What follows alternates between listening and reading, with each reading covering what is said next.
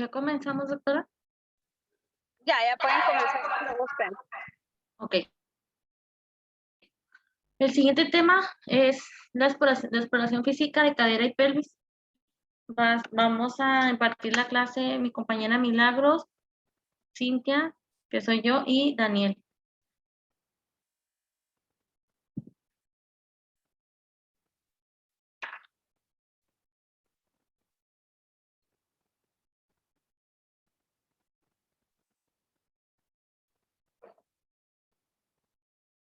Bueno, cuando el paciente entra a la sala de exploración, se debe poner atención principalmente en él para ver si tiene movilidad y estabilidad. El cinturón pélvico está compuesto por 3 articulaciones.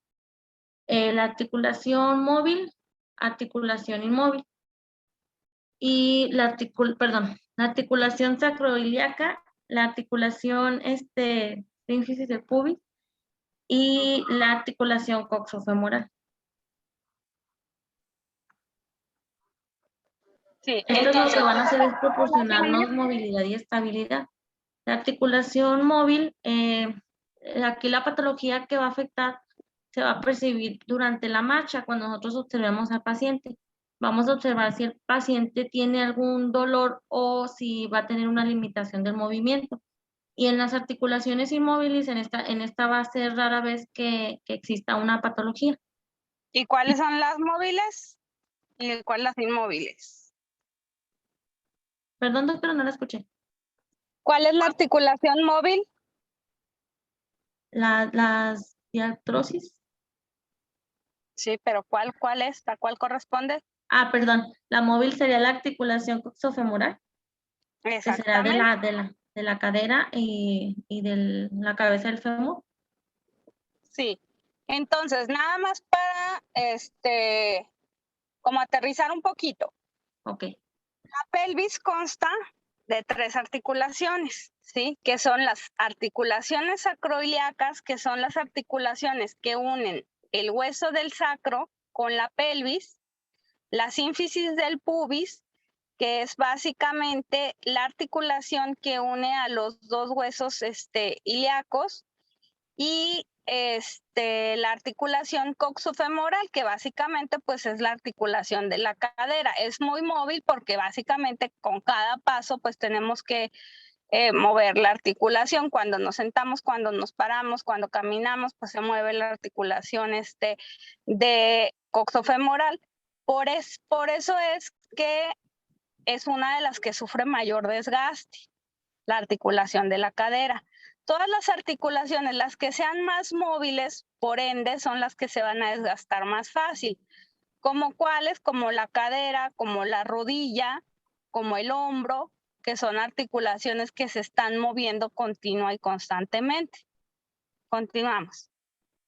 ok. ¿Le das a la siguiente, por favor?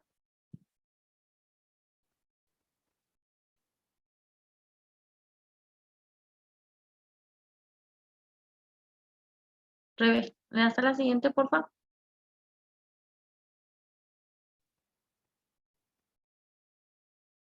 Bueno, en la inspección, nosotros debemos de poner mucha atención en la marcha del paciente al momento de que entra a consultorio, desde ahí podemos observarlo. También debemos observar si el paciente efectúa alguna maniobra dolorosa o ineficaz. Muchas veces cuando el paciente presenta algún dolor, pues hace un movimiento o más bien trata de no realizar el movimiento que no sea tan doloroso para él.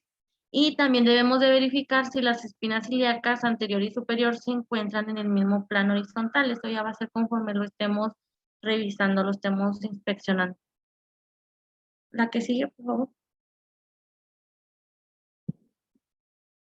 En condiciones normales, la columna se observa una lordosis ligera, que esta va a ser una curvatura de la columna hacia adelante, como se muestra en la figura, no sé si se ve bueno, en la primera imagen. A falta de esta curvatura, se sugiere que van a existir espasmos de los músculos paravertebrales y una curvatura exagerada va haber una debilidad de los músculos abdominales anteriores.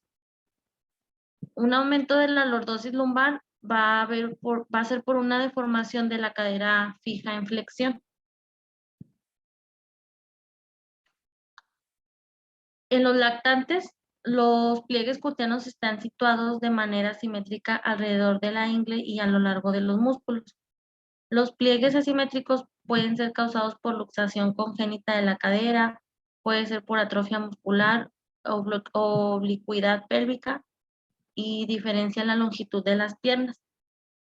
Aquí podemos observarlo en los dos hoyuelos que están por encima de las espinas ilíacas posteriores y superiores, y estos deben de encontrarse en el mismo plano horizontal. Deben de tener una oblicuidad pélvica. Si no está, va a haber una oblicuidad pélvica, perdón.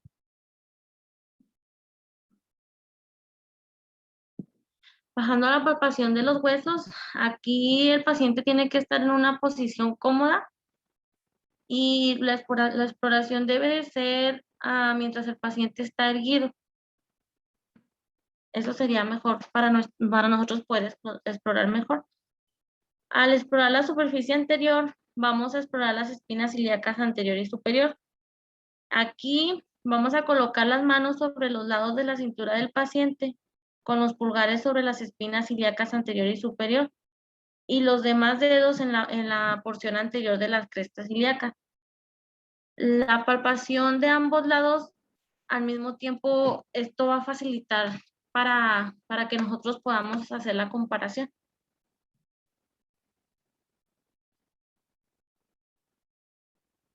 Al explorar la cresta ilíaca, esta va a ser subcutánea y sirve como inserción de diversos músculos, como el oblicuo mayor y menor y el transverso del abdomen.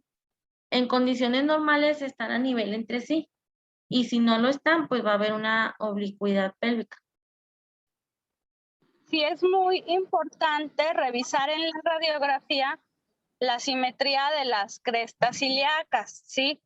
¿A qué se puede deber que haya diferencia de altura entre una y otra? Bueno, se puede deber a que la longitud de los miembros pélvicos sea diferente de una pierna que otra. Se puede deber a que padezcan, a que el paciente padezca escoliosis. Se puede deber a que haya una luxación congénita de cadera. En todos los casos, pues es importante buscar la alineación para que esto no derive en desgaste de la columna lumbar, de las articulaciones sacroiliacas y obviamente un dolor crónico para el paciente. Entonces, siempre que se tome una radiografía de pelvis es bien importante pedirla de pie, ¿sí?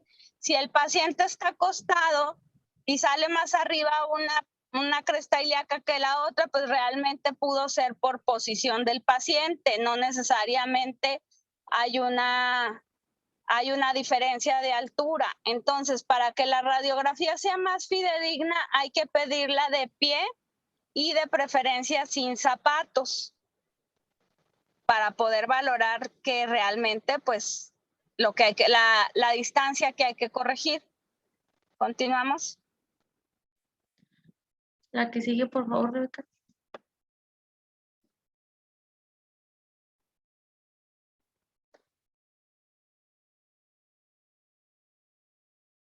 Una anterior.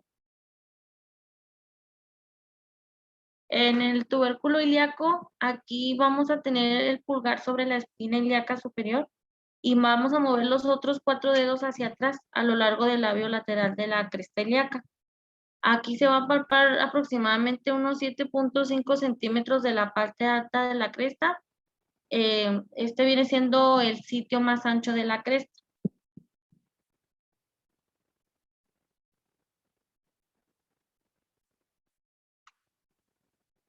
Para palpar el trocánter mayor, los pulgares deben de estar colocados en las espinas ilíacas anterior y superior. Vamos a mover los otros 4 dedos hacia abajo desde los tubérculos ilíacos hasta los trocánteres mayores. La luxación congénita de la cadera y fractura de cadera cicatrizada en posición deficiente Esto va a ser igual a alteraciones que van a desigualar el nivel de los trochanteres.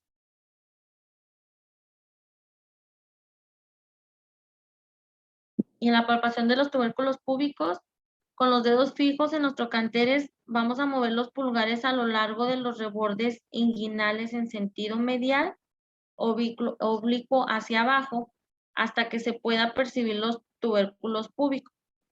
Estos van a estar ocultos bajo el pelo púbico y el monte de Venus, perdón. Los tubérculos púbicos van a tener como una protuberancia que van a ser palpables, protuberancias óseas.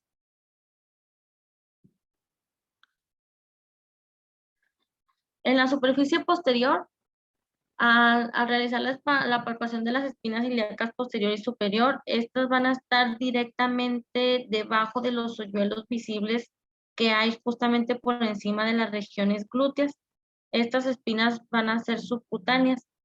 Con el paciente acostado de lado, se fija el pulgar sobre la espina superior y palpar a lo largo de la parte posterior de la cresta ilíaca hasta llegar al tubérculo ilíaco. El paciente debe de estar acostado sobre un lado y con la cadera en flexión para que esto nos facilite la palpación.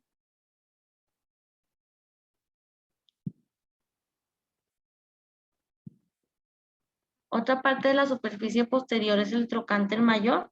Aquí lo vamos a palpar con el pulgar en la espina ilíaca posterior superior. Se mueven, bueno, se van a mover los dedos hacia abajo para poderlo palpar. La que sigue, por favor.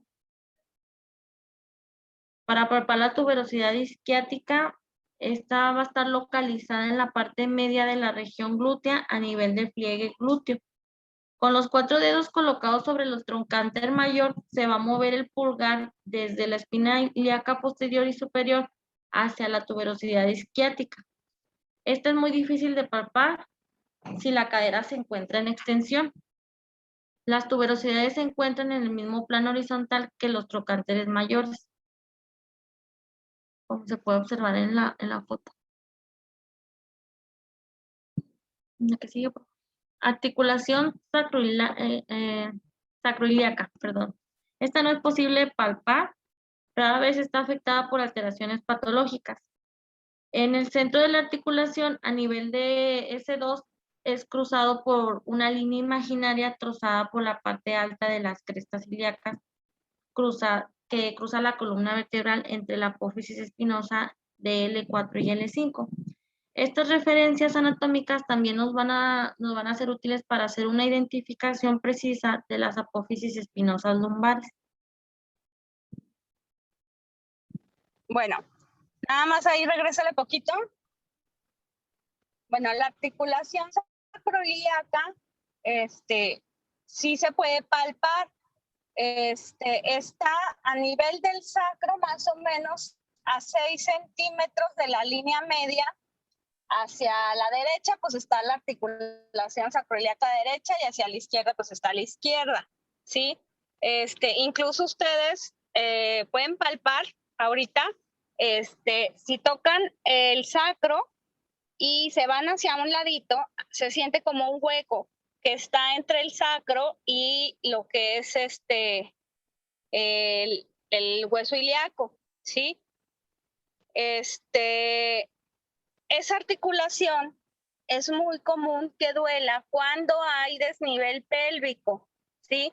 O cuando por alguna lesión como una fractura o gonartrosis o coxartrosis, el paciente apoya más una pierna que la otra, el apoyo que está más hacia una cresta ilíaca que hacia la otra, pues lo que termina por hacer es desgastar más un lado que otro, ¿sí?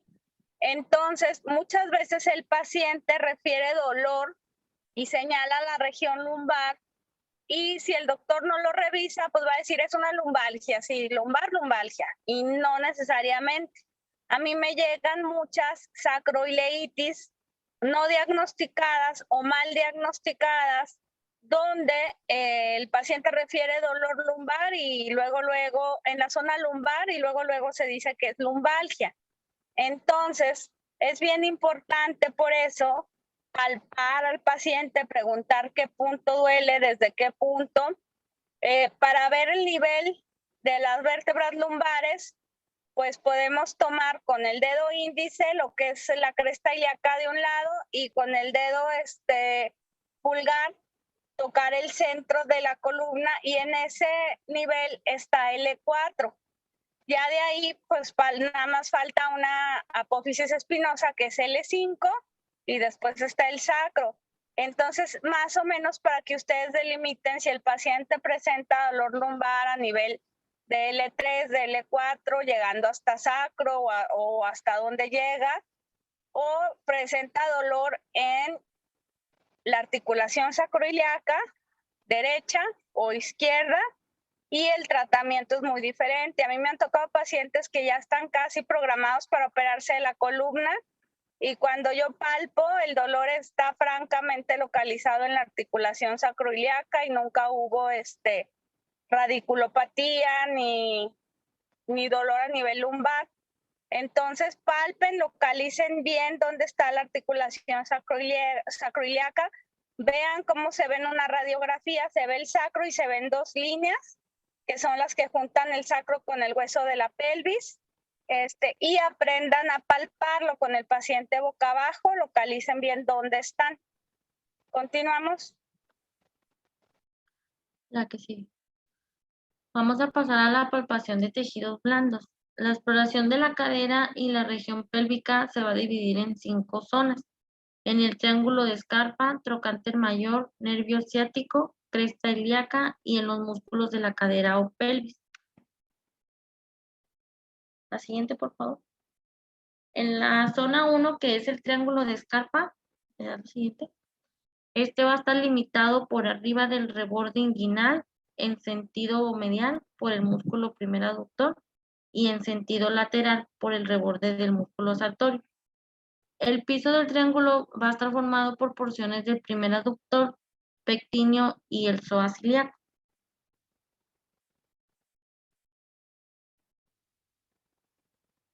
Y ahí lo podemos observar aquí en la imagen. La que sigue, por favor.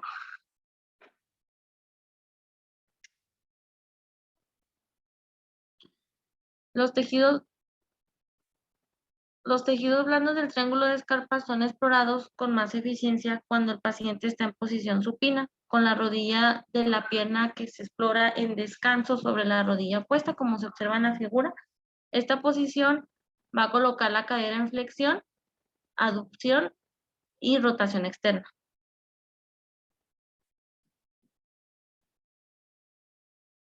Ligamento inguinal, este va a estar localizado entre las espinas ilíacas anterior y superior y los tubérculos púbicos.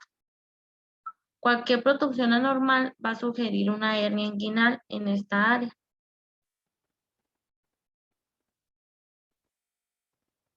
La arteria femoral va a estar localizada bajo el ligamento inguinal aproximadamente a nivel del centro. Su pulso es palpable por debajo del ligamento inguinal. En condiciones normales el pulso es bastante intenso, pero si hay oclusión parcial de la arteria ilíaca primitiva o ilíaca externa, este va a estar disminuido.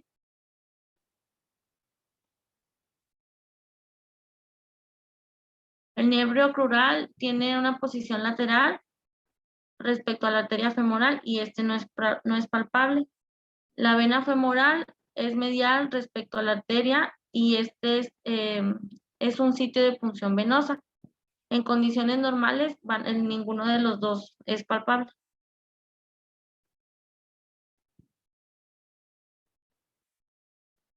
El músculo sartorio forma el borde lateral del triángulo de Scarpa, músculo más largo del cuerpo, y este es palpable en su origen ligeramente por debajo de la espina ilíaca anterior y superior. Rara vez va a experimentar alteraciones patológicas.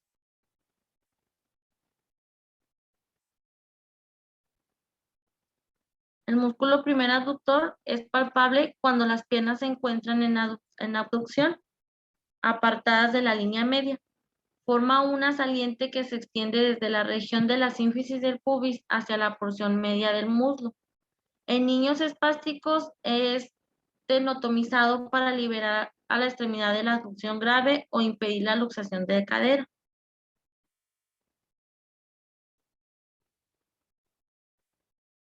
Debe investigarse la región general que está dentro del triángulo en busca de ganglios linfáticos aumentados de tamaño, que pueden constituir un signo de infección que asciende desde la extremidad inferior o problemas pélvicos locales. Los ganglios linfáticos son los elementos mediales del triángulo.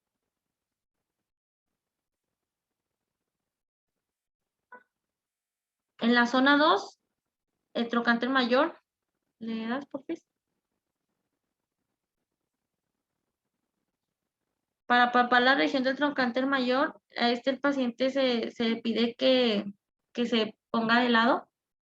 Los tejidos blandos que cruzan la porción ósea posterior del trocánter mayor son protegidos por la bolsa trocantera. Y dale, la que sigue.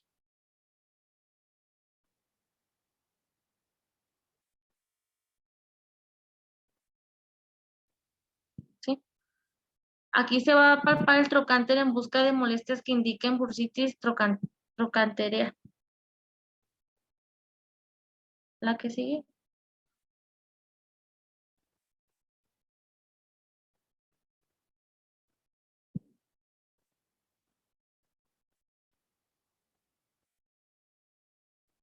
El músculo glúteo medio, se inserta en la porción lateral superior del trocánter.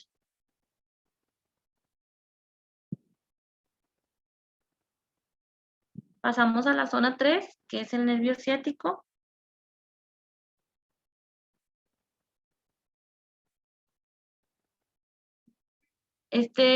Va a estar localizado a mitad de distancia entre el trocánter mayor y la tuberosidad isquiática.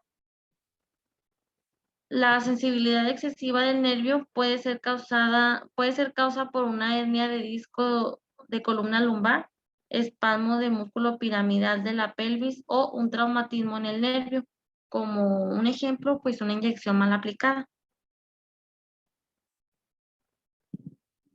En la zona 4, que es la cresta ilíaca, tiene importancia porque la cruzan los nervios lumbares superficiales de la región glútea. Por debajo de ella se originan los músculos glúteo y el sartorio.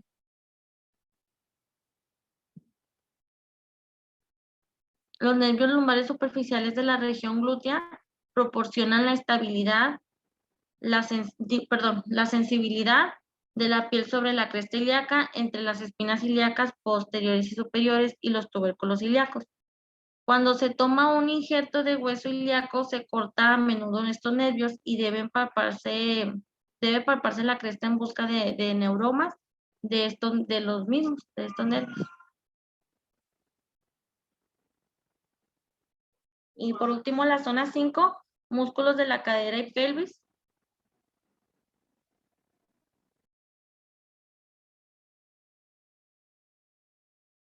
Se encuentran en cuadrantes según su posición y su función. El grupo flexor, estos van a ser cuadrante anterior, el grupo aductor, que es el cuadrante medial, el grupo abductor, que es el cuadrante lateral, y el grupo extensor, que es el cuadrante posterior. Más adelante lo van a explicar cada uno de ellos.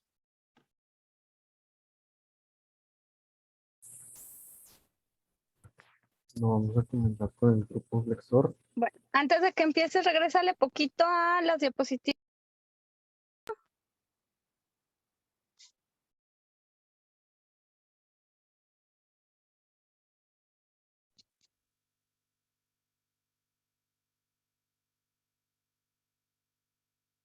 No, era después. ¿En dónde, doctor?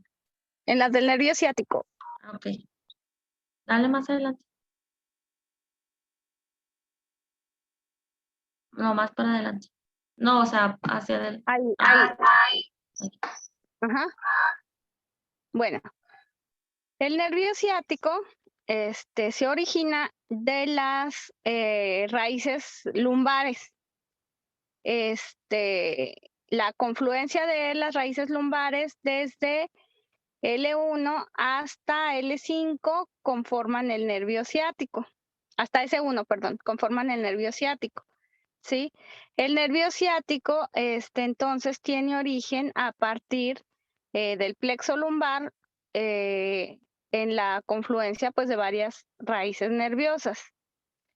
Es el nervio más grande del cuerpo, pasa o emerge hacia la pierna a través del músculo piramidal, que esa es una de las cosas más importantes, ¿sí?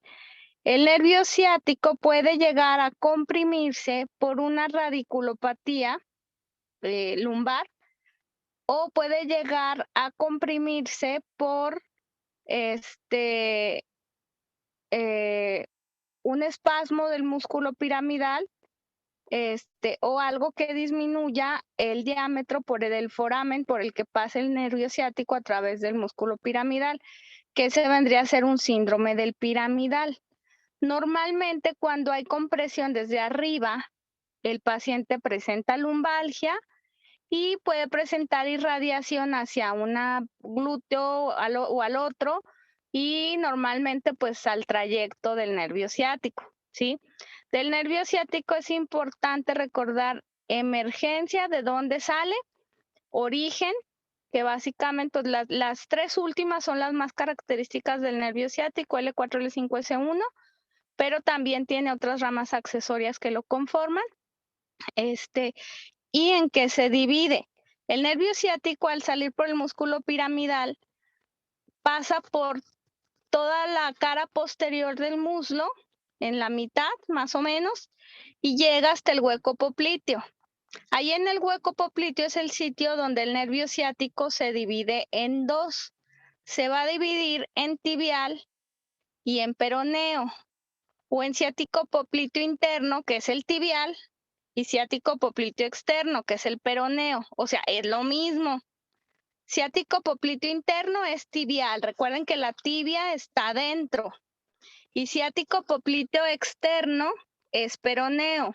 Recuerden que el peroné está afuera, por eso es externo, ¿sí? El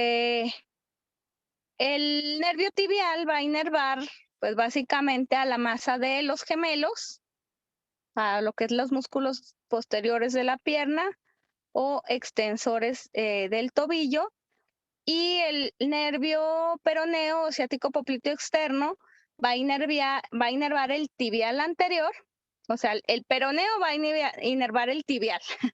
Es ahí contrastante, pero bueno, inerva el tibial anterior, inerva el extensor del hallux, inerva los peroneos, y es el que hace la dorsiflexión